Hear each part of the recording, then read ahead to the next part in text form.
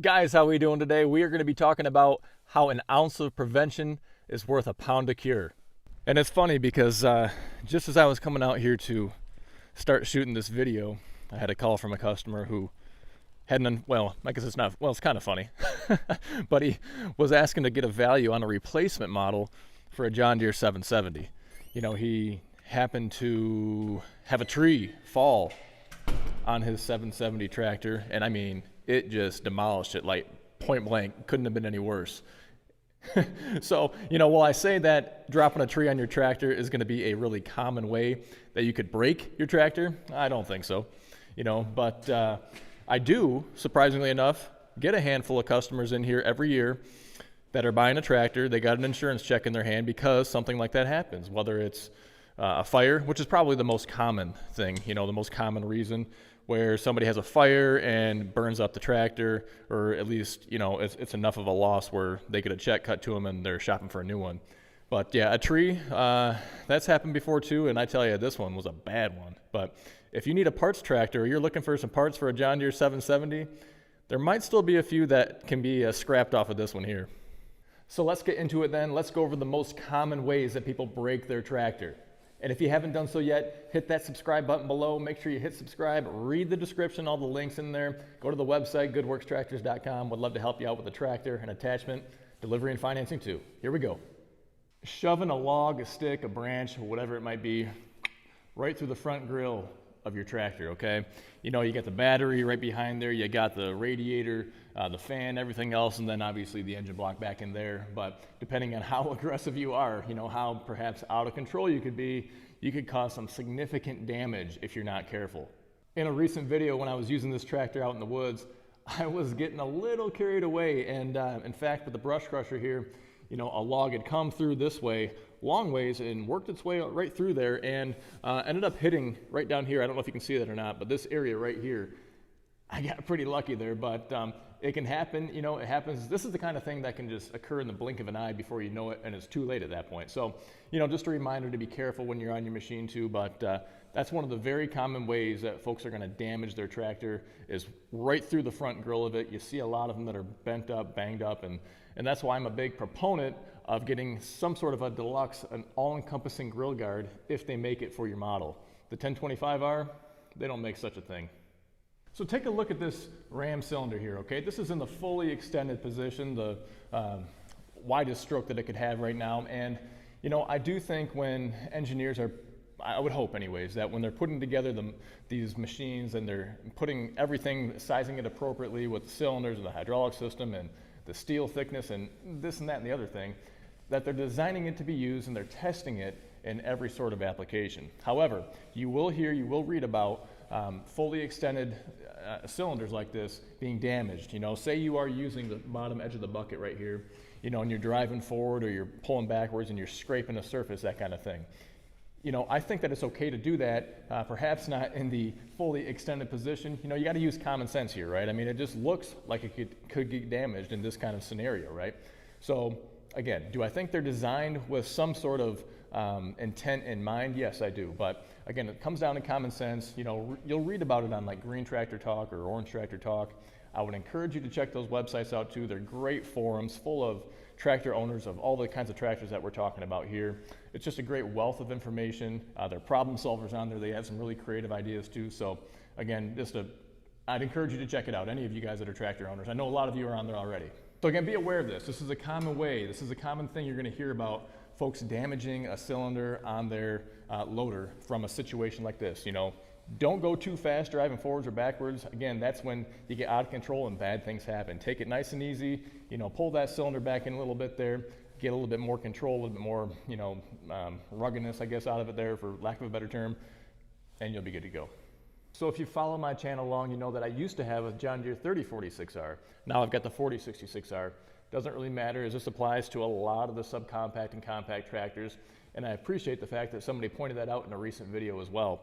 But a lot of these valve stems here are going to be completely unprotected on these smaller tractors, and I don't really know why. I'm sure there's an associated cost with welding on a little surround or protective structure right around the valve stem, but it can't be that much.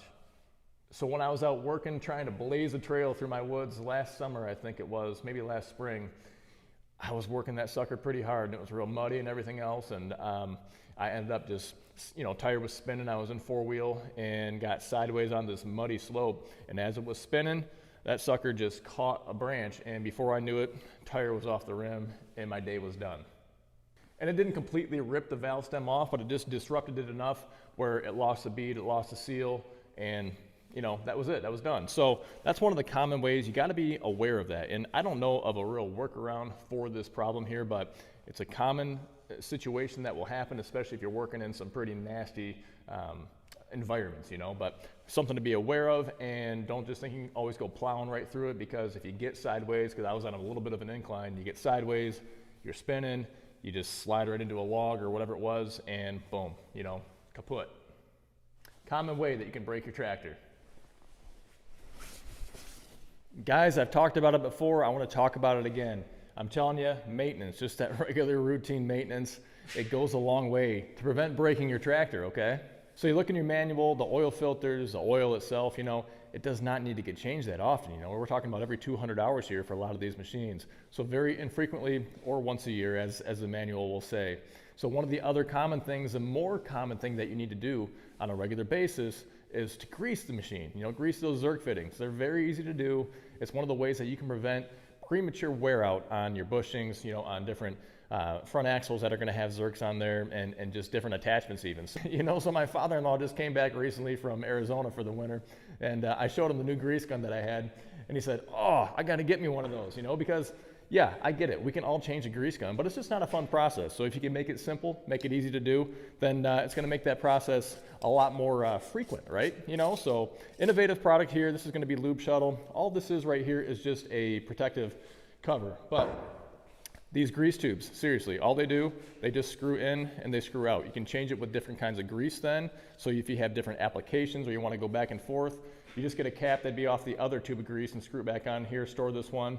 There's no springs or anything else. All you do, really, you just take your tube of grease, you put it in here, you tighten it down, and you're good to go. Yeah, so if you go to Lube Shuttle, I will put a link in the description below, so make sure you read that. It's lube-shuttle.us. Buy something from their store. You can get a whole starter kit or just the gun or just the replacement tubes of grease. You get 5% off with code GWT, so 5% off your order. These tubes are recyclable. You use 99.9% of the grease that's in there. You can also refill these. You can reuse these tubes as well. So there's a lot of good benefits here. It's a smart product. I like that kind of thing. And if it's easy to use, you're going to do it more often. If you think about it, your three-point hitch is really designed to pull forward, to pull attachments and go forward with it, right? So, a rear blade, a box blade, a land leveler, a tiller, a brush hog, you name it. A million attachments you can hook onto your three-point hitch and pull forward. But what happens when you push backward? You could do that with a box blade. You could do that with a rear blade, with a handful of other attachments, I suppose. But typically when you hear of damage to your three-point hitch, it's going to be in those situations when you're pushing backwards. And it's not that you can't do that with these machines. You can definitely push backwards, but you got to keep that in mind. If you really think about it, they're designed to pull, okay? So using the tractor's power to pull this way. And when you're pushing back, I think you want to be careful. Just be a little bit more aware and cognizant of the fact that, when you're pushing backwards, that force is all being exerted right back onto the base of these three-point arms here. And, I don't know. I'm not a John Deere engineer, but I have heard enough times of damage happening and damage occurring when you're pushing back, where it's, breaking an arm or bending an arm, or if there's damage down here at one of the links or bending a top link or whatever it might be. Something to be aware of, because I've really never heard of breaking something when you're driving forward. It's more often when you're pushing backwards. In the tractor world, with your power reversers, you can change direction on the fly. You can even clutch and change certain gears on the fly. But all of our hydrostatic machines, they are not designed to go from low to high or low, medium, high, whatever, while you're moving. You need to come to a stop before you change the range. Otherwise, you could really inflict some serious damage, and you'll for sure hear some grinding noises. And the same can be said for transitioning or engaging the four-wheel drive or front wheel assist. That is intended to be done at a standstill, not on the fly. At the very least, at a almost creeping halt or a very, very slow movement. It's just not a good thing to try to shift that on the fly and switch your range, switch from two-wheel to four-wheel or vice versa. Bad move. Don't do that. Okay, so this one is a bit of a conundrum to me. You often hear about three-point mounted backhoes. breaking tractors, just splitting them right in half because the frame can't support it. There's too much load on the 3-point hitch being placed and being exerted versus what a frame mounted backhoe would have, which this is going to be a frame mounted backhoe here. And anything essentially that's going to be branded, you know, Kubota or John Deere or, you know, Massey's backhoes or Coyotes, all that kind of thing, those are generally going to be frame mounted backhoes where there's supports that go all the way up underneath here and really hold that whole structure together to spread out the stress, you know, of the load, the torque, the force that's being applied. So 3-point mounted backhoes, I have never personally seen this happen, but I tell you, you read it all the time on forums and different locations where if you get an aftermarket one, you put it on the 3-point hitch, you're risking a chance of breaking it. So I think that may be true to a certain extent. I think though, if you use your head, you know, you're using the tractor within its, and the backhoe within its normal operation without really trying to push it to the limits, I think folks are going to be okay. It's one of those things you're going to hear all about and something you want to keep in mind if you're asking about it on forums or to other dealers or wherever it may be. You know, one thing that drives me nuts and another common way to break your tractor is going to be actually breaking these lights off the side of the ROPS mount here, okay? And the rollover protection system that we have. I don't know why John Deere hasn't got with the game and done something different. Now they do offer, for an upcharge, you can buy a steel, a metal brush guard that goes around here to provide some protection. But I'm telling you, this is one of the super common things that you'll break on your tractor. You will see a lot of folks that actually just unbolt these things, unscrew them, and put them right on the inside of the ROPS here, okay? So that is a good idea as well. You're gonna get a lot more protection, you know, when you're inside the fenders here. You know, otherwise when you're going through the woods, you know, along field edges, that kind of thing, it's super easy. A branch comes down and just whacks them, and, you know, if you're lucky, it's just gonna break one of these lenses here, but if you're not so lucky, it's gonna break off the whole thing there, and then you're bungeeing the thing on here, and they're about $90 or so, at least right now, to replace one of these whole fixtures. So I'm telling you, super common. Be aware of that. You know, it's pretty easy to reroute them, put them on the inside here if you want to tackle that. But yeah, watch out. You know, so one of the common areas that these John Deere tractors get damage on them is really going to be on the seat. You know, the vinyl will tear, it'll rip. You know, if you carry a pocket knife or another tool in your pocket like I do, it's easy when you're sliding on and off to just rip and tear those seats unintentionally, okay? One of the good ways to protect that is with a John Deere seat cover like this. This is for the 1025s, the new style 2025s. Links in the description below to it, but a nice way to keep all that grime. You can see here, even as I get on and off on a regular basis, it's starting to get dirty up here, but just put this thing on your seat. It's going to protect it. Cheap insurance there. Gets the dirt on here, keeps underneath clean. You can wash this thing if you need to. And, you know, if something tears, it's going to be this seat cover here tearing unless you're, you know, taking a knife and stabbing it. But good cheap insurance there for your seat. Keep it looking nice and new. So I see two really common areas when you're trailering a tractor that you could have damage, okay? And so the first one is going to be on the hood. You know, those things go flying off. You know, I think somewhere in the manual it'll tell you proper procedure to trailer your tractor. You know, I try to put a little strap or a bungee or something across the hoods. We've had it happen here. You know, we've had it happen on tractors getting shipped into us. The other common area are going to be with canopies, okay? Those are notorious for maybe not blowing all the way off, but at least bending in half and breaking and being unusable after the fact. So that also poses a danger to other folks that are driving down the road as well. So make sure those things are secured. They're very expensive to replace and they could be a danger to others. As far as canopies go, I would urge you to check out the Rhino Hide canopies. There's going to be a link below in the description there. But, you know, Don there over at Rhino Hide, you know, he made this thing, he drives over it, he hits it with the sledgehammer, he shoots it with a gun. You know, he runs into tree limbs and all that kind of stuff. It really is about the toughest canopy that I've seen in the market. It's also easy on and easy off. And so why that's important is for trailering applications, you can quickly, easily take that thing on and off. That way you don't have to worry about it flying off. And it also helps in that regard getting it in and out of your garage too, especially if you have a height restriction that you're working with. You know, so this is it right here. I'm telling you, once you get that thing put on, get the brackets in place and everything aligned, it really is an easy on, easy off system. Again, link is in the description below. If you purchase through his website there, you'll get a link to a survey, or you'll be sent a survey to fill out after that, after the purchase. Say that you bought it from Good Works Tractors and you'll get 5% off your order. So I've talked about it before and I'll talk about it again. Underbody damage, undercarriage damage here.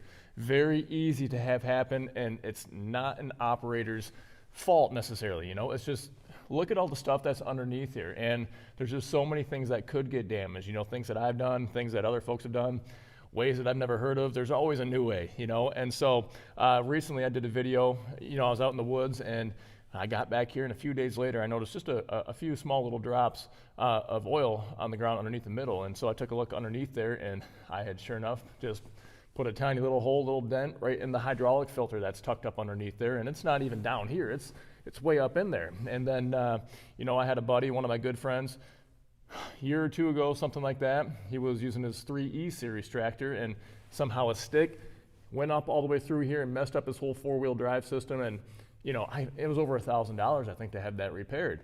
I was on Green Tractor Talk a couple of years ago. I remember seeing it on there. A gentleman had one of the new 2R series tractors, I think it was, if memory serves well, and he had his mid-mount mower linkage down here, didn't have the mower on, had a brand new pole barn that he just built, and was going in from outside and pulling into the garage right up on the concrete there. Concrete had a lip on it. When he went up onto the front wheels, well, that undercarriage, the arms, the brackets for the mower deck were hanging down and smacked right into the edge of the concrete. That was an expensive repair as well. So there's just a lot of ways you can damage the bottom side of these tractors. And again, where's the skid plate options at? I know it could be an expensive proposition, and maybe a lot of folks would just take the risk to not have a skid plate and just roll the dice, but I think there's a market for it, Can we come up with one? That is certainly not an all-exhaustive list, but it is a list of the very common things that I see. One other thing I forgot to mention too, those cab doors. If you're trailering down the road, secure those cab doors. If one of those things flies open, oh man, those are a bear. Those are expensive to replace and a complete nightmare. Of course, always dropping something on your hood, rolling your tractor onto the side or rolling it over. Those are just horrible situations as well. So again, a lot of ways to break your tractor. This is all meant to get you thinking ahead of time, so you use your tractor more safely, more effectively, and you just have a better all-around experience with it.